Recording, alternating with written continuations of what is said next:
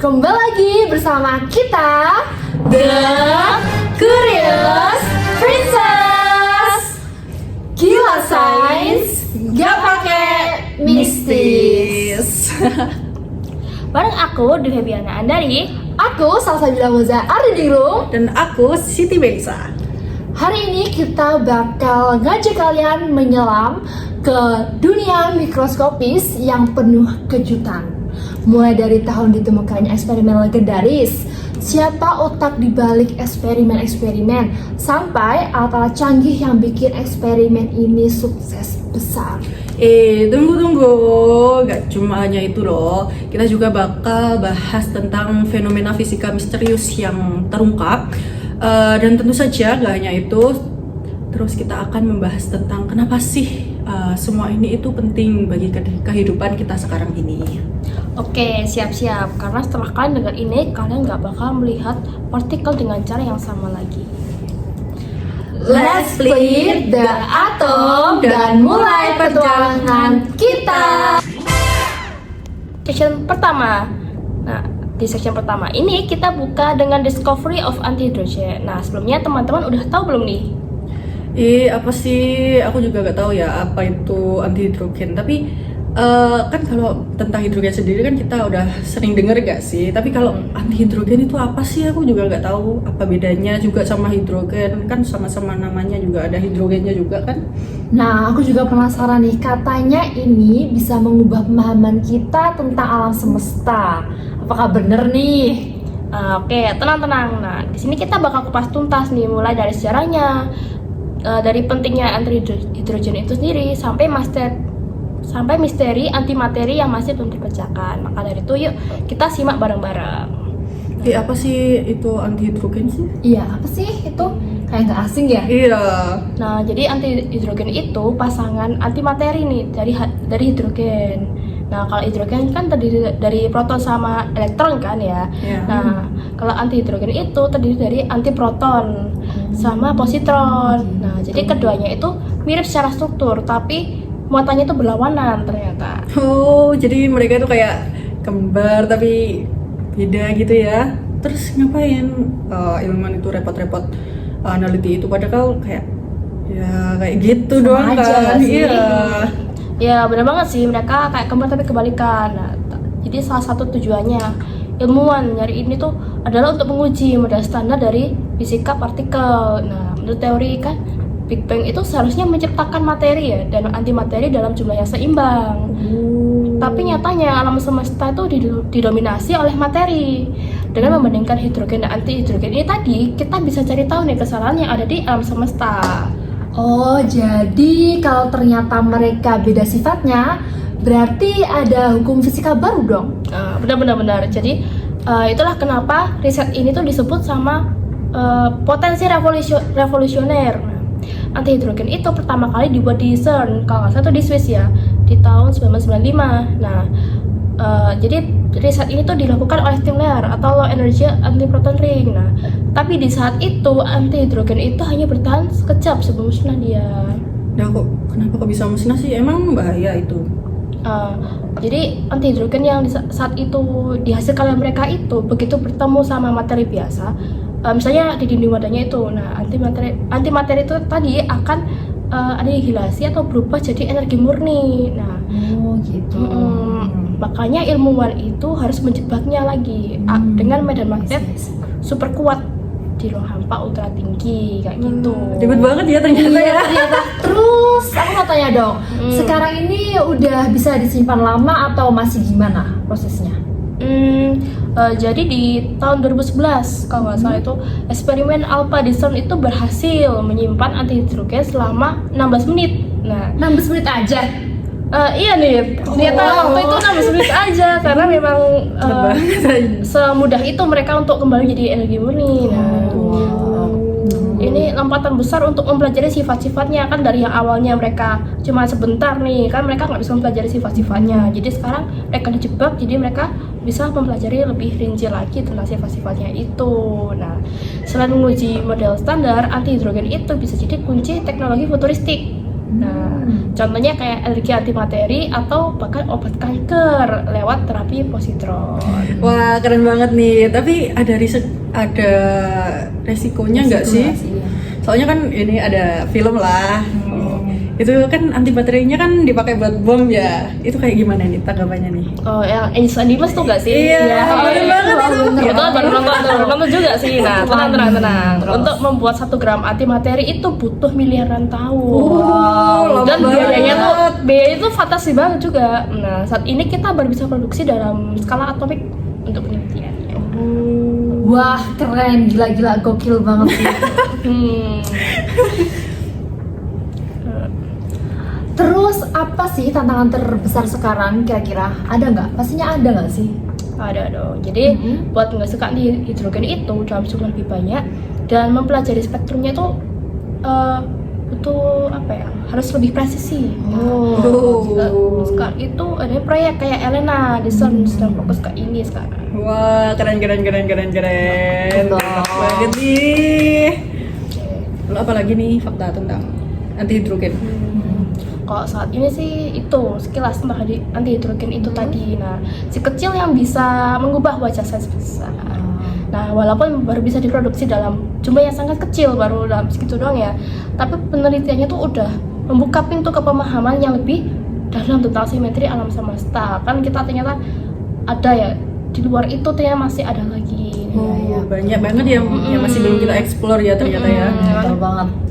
Kan kayak materi gelap, dark matter, atau bahkan arah waktu. Nah, kalau kalian penasaran sama topik antimateri lain, nah bisa kalian komen di bawah ya. Komen guys. Mantap banget nih. Gimana? Seru banget gak sih? Seru loh sebenarnya bahas kayak gitu. Pengen tahu nih lebih banyak soal aplikasinya mungkin. Emangnya antimateri ini bisa dipakai buat apa aja kira-kira? Oke, Kalau udah tahu. pertanyaan bagus. Nah, salah satu aplikasi nyata antimateri itu termasuk positron ya, versi antimateri dari elektron itu sendiri. Kalau di bidang medis misalnya itu di PET scan atau positron emission tomography. Nah, PET scan ini tuh dia digunakan untuk mendeteksi kanker sejak dini. Nah, bahkan ada penelitian yang dia tuh nge-explore antimateri buat bahan bakar roket. Keren banget nih. Bahan bakar roket di masa depan nanti, karena energi yang dilepaskan itu dari anihilasi yang ada itu super gede. Jadi 1 gram antimateri itu bisa punya energi setara puluhan bom.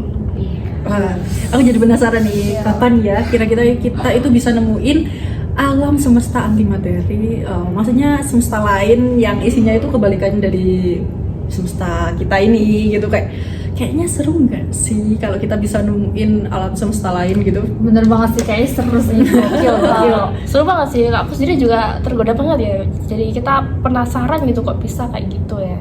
Nah, sampai sekarang itu para ilmuwan tuh masih mencari tahu kenapa alam semesta itu didominasi oleh materi, bukan antimateri. Kalau alam semesta antimateri benar-benar ada, dia bisa bersembunyi entah di mana, mungkin di galaksi jauh, atau siapa tahu ada dimensi lain. Ada multiverse itu lah. Keren banget. Kasih. Ternyata film-film fiksi yang kita tonton ternyata itu ada kaitannya ya. Bener banget, semua itu setuju. root in real science. Betul. Oke, Banget, dan itu sih guys yang bikin fisika ini magic. Antara imajinasi dan kenyataan tipis banget jaraknya. Benar. Nah, lain kali kita harus bahas sih antimateri versus materi. Harus sih, wajib. Nah, siapa tahu kita bisa sambil ngomongin Big Bang, simetrisity atau teknologi masa depan antimateri. Banyak banget lah. Ya, Yang belum kita bahas ini banyak banget loh. Banyak banget guys misternya. Karena semakin kita gali fisika itu pasti akan semakin dalam misterinya. Dan semakin dekat kita dengan jawaban soal asal muasal segalanya. Wow. Gila. Next kita bakal ke season 2 guys. Kita akan bahas apa nih? Kepo ya. Nah, jadi di season 2 ini kita akan ajak kalian menyelami salah satu penemuan penting dalam dunia partikel, yaitu boson quark. Yang bisa disebut dengan si quark bawah, yang kecil tapi punya peran gede banget. Apa aja ya? Jadi penasaran nih. Oke, pertama-tama kita bahas dulu ya. Siapa sih kira-kira penemuin boton squat dan kapan ini terjadi? Atau mungkin kira-kira kalian tahu nggak di tahun berapa dan di negara mana? Ada Apa sih clue-nya nggak clue ya? deh? Apa sih clue negaranya? Negara dengan julukan negeri Paman Sam. Ayo, siapa tuh? Oh, di USA bukan? Yes, oh betul banget. Lalu tahunnya berapa? Ayo. Tahunnya Ayo, berapa? 1970-an mungkin? Oke, Bener nggak? gini guys. Jadi penemuan kuak bawah pada tahun 1977 ini oleh tim ilmuwan di Fermi Lab, yaitu Fermi National Isolation Laboratory, Illinois, Amerika Serikat, yang dipimpin oleh Leon Lederman sebagai seorang fisikawan. Hal ini merupakan pencapaian yang sangat sulit, gitu Wah, guys. sip, Pak. Keren. Nah, mereka menemukan partikel baru yang dinamakan meson absilion, yang kemudian diketahui sebagai partikel gabungan dari boson quark dan anti boson quark. Jadi, meson itu semacam tanda tangan dari si quark bawah ini gitu, kurang lebih. Gitu. Jadi obsidian itu gabungan dari bottom quark ini sama anti bottom quark gitu. Bener banget, meson itu semacam sidik jari yang keberadaannya itu boson quark. Jadi, meski nggak bisa dilihat secara langsung, si quarknya ini kita bisa tahu dia dari hasil reaksi dan peluruannya gitu. Tapi gimana sih caranya tahu atau gimana caranya nemukan bottom quarknya itu? Nah, model eksperimen ini itu berbasis tumbukan partikel, guys. Jadi mereka mempercepat proton dan antiproton di akselerator lalu membentukannya. Boom. Ledakan energi yang dari tumbukan ini menghasilkan partikel-partikel baru. Kayaknya kita nyalain blender lalu untuk memecahnya gitu kan. Nah, jadi partikel ini jadi bagian terkecilnya. Nah, boson quark ini muncul dari hasil tumbukan ini. Mereka nggak bisa lihat boson quark secara langsung karena hidupnya cuma sepersekian detik aja. Wah, Kan?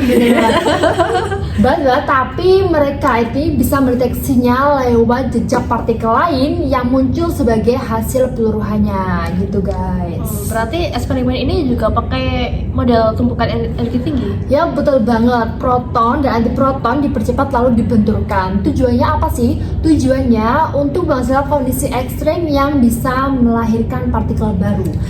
Mirip kayak bikin black hole mini sih, tapi versi amannya kok. Oke, jadi kayak bikin laboratorium Jurassic Park gitu, tapi boleh, versi boleh. partikel gitu ya. Kalau juga sih ya. Ya betul banget sih, bisa dibilang gitu sih. Saat tumbukan terjadi, energinya berubah jadi materi. Sesuai dengan rumus Einstein yaitu S sama dengan mc kuadrat. Dari sanalah partikel-partikel yang terjadi energinya berubah jadi materi gitu guys.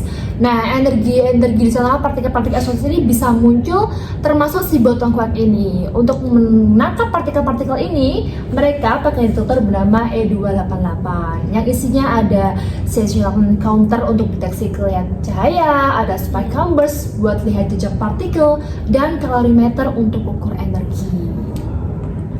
Berarti ini kayak alat detektif partikel gak sih? Persis sih, dan semua data itu dikumpulkan dan dianalisis oleh komputer.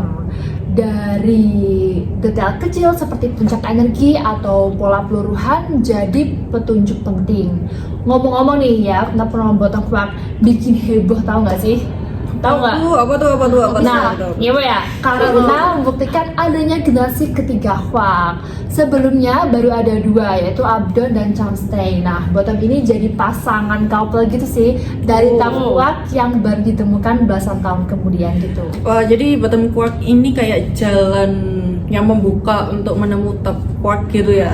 Of course, selain itu, boson quark yang punya masa hidup sangat singkat meluruh lewat gaya lemah. Nah, hal ini membantu ilmuwan pelajari lebih dalam soal interaksi fundamental di alam semesta ini. Keren juga ya, berarti dari peluruhan partikel doang tuh bisa belajar ya soal hukum alami mengatur bintang dan galaksi. Keren banget. Ya, betul banget ya. Keren banget. Bahkan ya guys, saya tahu nggak sih dari data peluruhan boson quark ini bantu uji simetri dalam mode standar. Contohnya semacam blueprint yang seluruh partikelnya di alam semesta. Jangan kita cuma buat nerd ya. Ini cuma soal quark ini termasuk boson quark untuk berkontribusi besar ternyata guys pada teknologi kita. Atau ada yang tahu nggak apa? Apa ya? Contohnya sih, Kayak apa? pemindaian medis. Boleh, apalagi?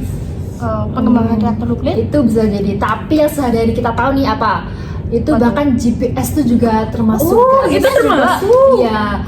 Padahal kan ukurannya super kecil kan, Iya, tapi iya. efeknya sampai kehidupan sehari-hari kan. Wah, padahal ukurannya kecil tapi efeknya sampai kehidupan sehari-hari ya. Wah, hebat. Oke, jadi makin sadar ya kita size itu bukan hal asing, jadi ada di Betul sekitar banget. kita, bahkan kegiatan taman tengah itu juga ada. Wah, ternyata kayak gini ya, masih banyak fakta menarik nih Ya, guys. pada kita nggak selanjutnya apa? Lanjut gak sih? Lanjut. Oke, sekarang kita lanjut nih ke sesi 3. Masih semangat ya? Semangat. Ini masih dong. Makin panas dong malahan. ini topiknya makin berat nih, masih apa berat. tuh? Iya, Ada iya. tahu nggak? Oke, jadi ini kita akan membahas tentang discovery of the strong force atau biasa Wow. kita sebut itu dengan gaya kuat. Kuat. Terus next. Cukup familiar sih ya. Kayaknya Tahu nggak bakal- sih kalian apa itu gaya kuat? apa nih? Apa ya? Aduh, aku lupa nih. Aduh, Apa mungkin ya? jelasin lagi ya. Jelasin dikit-dikit lah, boleh lah. Oke, kita bahas satu-satu ya. Boleh. Oke, gaya kuat itu merupakan gaya yang mengikat partikel di dalam inti atom. Kan di inti atom kan ada proton sama neutron nih. Ya itu I see. yang membuat mereka tetap stabil di dalam inti itu adalah ada yang namanya gaya kuat, guys. Oh gitu. Tapi nih ya, kenapa sih disebut gaya kuat? Emangnya beneran ada? Dan apakah kuat apa sih maksudnya? Iya deh, kok disebut terkuat? Kok namanya Emang yang paling kuat itu? superhero? Kayak Iya, superhero dong. superhero. Iyalah. Oke, ini ceritanya ini kita kilas balik ya. boleh. Oh, ini dimulai pada tahun 1935 saat Hideki Yukawa memprediksikan adanya partikel nuklir, guys. Gitu, awal banget nih. Terus berhasil ditemukan nggak awalnya? Ih, sebenarnya ya awalnya disalah loh. Tapi justru dari kesalahan itu akhirnya ditemukan quark dan gluon di tahun 1960-an. gitu. Berarti gitu. teorinya bisa berubah dong. Iya, tentu saja lah, kan sains kan kayak puzzle gitulah. Semakin banyak potongan Iya yang sih, kita iya sih. dapat itu gambarnya semakin jelas gitulah. Katanya kok kan nggak bisa dilihat ya. Nah, terus gimana ngebuktiinnya kalau itu ada? Wah, dulu itu para penemu ya, para saintis itu mereka menggunakan penumbuh atom raksasa loh. Wah, gila keren. Emang ada tuh ya kayak gitu? Iya ada loh. Itu disebutnya apa ya? LHC kalau nggak salah, dengan menumbuhkan Iya. proton hampir secepat cahaya. Bayangin, cahaya kan kita nggak tahu ya, Rik. Nggak kebayang sih. Iya, kayak cepatnya kayak apa gitu kan. Wah, habis itu ya kalian tahu ini protonnya bertumbuhkan kan. Iya. Wah, langsung ada quark yang keluar loh. Wah. Tapi sayangnya ini langsung kabur quarknya. Waduh.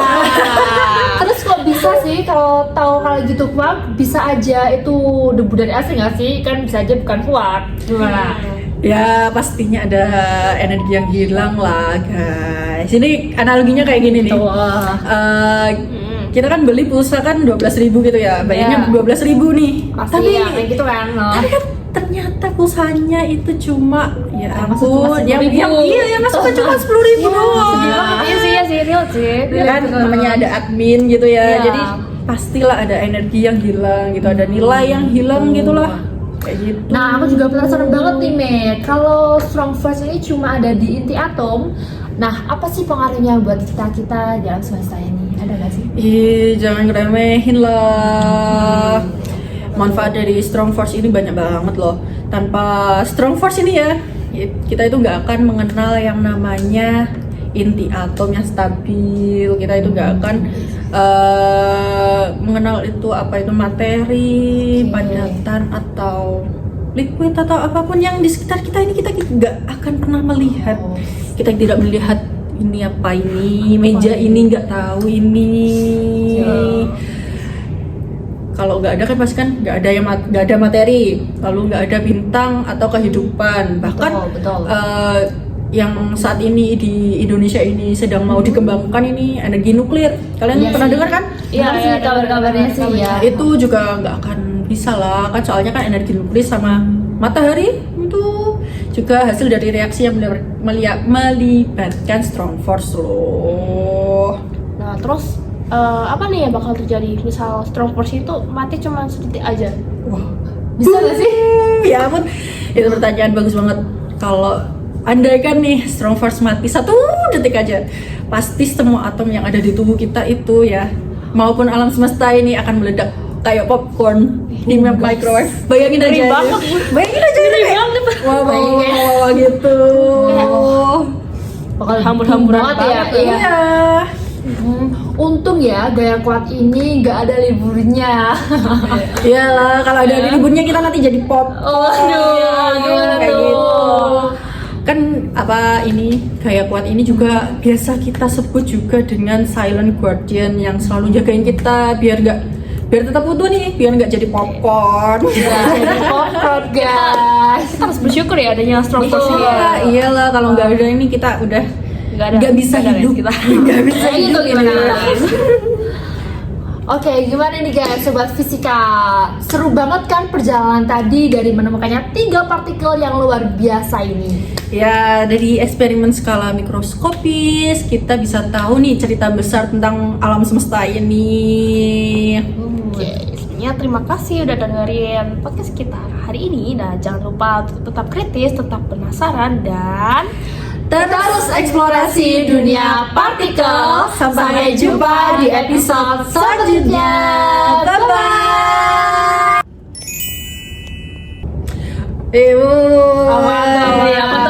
Kita kan udah bahas apa aja tadi, ada anti hidrogen, lalu ya strong force tadi, 3 bahan. Ini kan 3 bahan yang bikin otak meletus nih ya.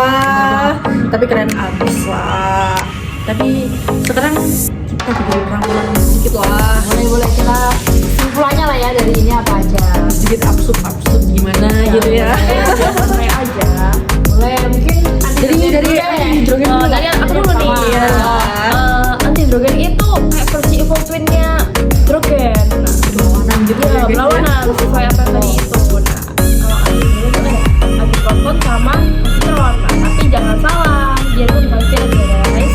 Nah, justru bisa bangkit kita dan pertanyaan terbesar. Nah, contohnya kayak kemarin nih selalunya anti materi Yang mana ya kira-kira? Kan tahu nggak? Jadi kayak gini ya guys ya, kan bayangin aja kan zaman SD itu ya kan, kayak kalian tuh punya kue, tapi tiba-tiba itu separuhnya hilang, kan saya bingung. Nah ilmu itu kayak detektif lagi nyari kue, antrimeti yang hilang itu, gitu kan. Terus kalau udah ketemu bisa jadi energi masa depan dong, kayak Wow. track itu. Iya, benar. Tapi jangan harap kalian bisa isi bahan bakar pesawat pakai ini ya. jangan ya. Nah, karena buat bikin 1 gramnya aja itu butuh biaya setara kalau kita mau ke Mars. Aduh, mahal banget itu pasti. Banget dong. Pasti. Tapi yang penting ini tuh bukti kalau manusia tuh bisa masukin hukum alam. Wah keren banget, Keren. Yang kedua ada botong kurang. Jadi Iya. tuh simpelnya itu gini guys. Jadi botong kurangnya adalah partikel yang paling berat di keluarga kuat. Kenapa sih paling berat? Tapi jangan dibahas, kasihan banget. Kasihan banget sih. Karena banget hidupnya tuh cuma sekejap detik ada atau sekejap periode detik. Tapi tuh perannya sebenarnya itu penting banget dan sangat nanti. Jadi kayak tukang bangunan yang nggak jadi layar gitu ya. Boleh sih, perannya penting banget gitu. Kalau nggak ada mereka nanti ya gedung masih lumpuh ya. Tapi itu kayak bahasa Given nggak sih? Kayak jarang difollow tapi kalau nggak ada ya lagi jadi aneh nggak sih? Ada aja nih. Jadi intinya itu bottom line ini ngajarin kita bahwa hal kecil itu dan nggak keren pun bisa jadi pahlawan. Oke, pun sama ini aja kesimpulannya dari Oke. Si Tanpa perlu. Terima kasih nih julukannya nih. Kalau ada diskonnya ini kita semuanya hilang soalnya ya. Aduh. Ini strong force kalau bahas ini itu kalau kalian tahu ya, kata menariknya itu kekuatannya itu 100 kali lebih kuat dari yang namanya elektromagnetik. Salah kuat kita guys. Iya, ini dia itu bisa jaga proton nih biar tetap rukun di inti. Jadi kayak itu gitu. dia kayak ibu kelas yang bikin anak-anaknya nakal, seperti papa jadi nggak berantem gitu. Iya, biar ngayomin gitu. Kalau kayak relationship Waduh, berat lah. aduh berat sih. Nah, tapi walaupun beda muatan itu mereka tetap solid ya berkat strong force cinta. Bener banget lah, strong force itu reminder lah buat kita, dunia itu butuh kolaborasi dong, bukan cuma kompetisi. Nice. Kata-kata Kata-kata ini kan. banget. Wah, Nah, Oke, pelajaran apa aja ya sekiranya yang bisa kita kuotas nih, ambil? kuotas ya, fokus ya dari Setiap materi ini kita punya kuota sendiri. Oke, dari quotes-nya. anti hidrogen dulu ya, kan. dari anti hidrogen tuh dia punya quotes guys. Kalian tuh jangan takut beda, karena keunikanmu tuh bisa ubah dunia lah.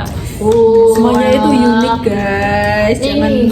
takut lah. quotes dari Butterfuck garis bawahi. Nah, quotes dari Butterfuck adalah jadilah pahlawan tanpa pencitraan. Anjir. Jadi dia pahlawan kita guys. Oke, terakhir ini ada strong force nih. Apa ya? Kekuatan quotes-nya. terbesar. Kekuatan terbesar itu ada di kerjasama. Notot.